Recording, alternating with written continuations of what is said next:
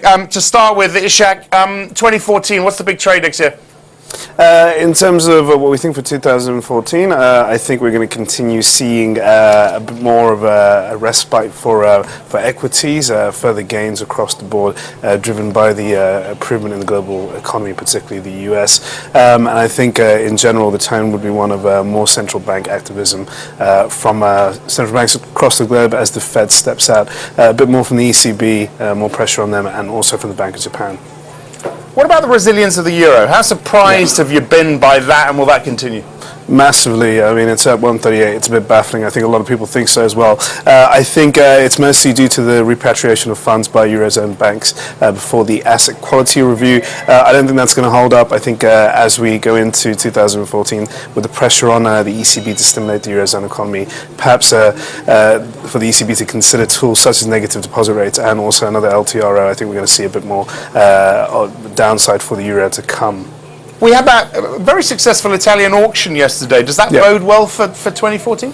Yeah, absolutely. You know, it's good news out of the periphery to see the likes of Italy and Spain putting out decent results with their bond and bills auctions going out without a hitch. It does obviously mean that that demand for paper is now back on board, and people are generally a bit more optimistic about the peripheral Eurozone economy and the overall outlook for the Eurozone. I think it's one with great political instability on board in 2014, and I don't think that's going to go away anytime soon. I think the Eurozone could be flirting with a recession if we see Germany continue to hold a discord with the rest of the Eurozone members in terms of policies.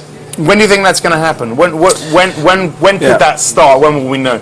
Yeah, I think it's going to. The big test is going to be in a couple of months' time from now, when we're going to have a bit more from the leaders in Brussels when it comes to further regulations and reforms, particularly around the Eurozone banking system. And we've seen Germany hold their ground, and that's obviously suggested that there is still a continuing discord across the Eurozone. I think that could be one big story for 2014. Let's get a quick word on gold. I mean, it's had an awful year. Are we going to see a respite for gold next year? To a degree, yes. I think maybe in the next 6 months or so we should see a bit of respite for gold prices. Right now, I mean, I reckon that we could possibly see a dip below 1,000, but after that we should see a resumption to the upside, and that's mostly on the back of improving conditions in China, a bit more from the Indian Central Bank to stimulate the economy. That should boost demand for gold prices, and at the same time, in general, I think when it comes to what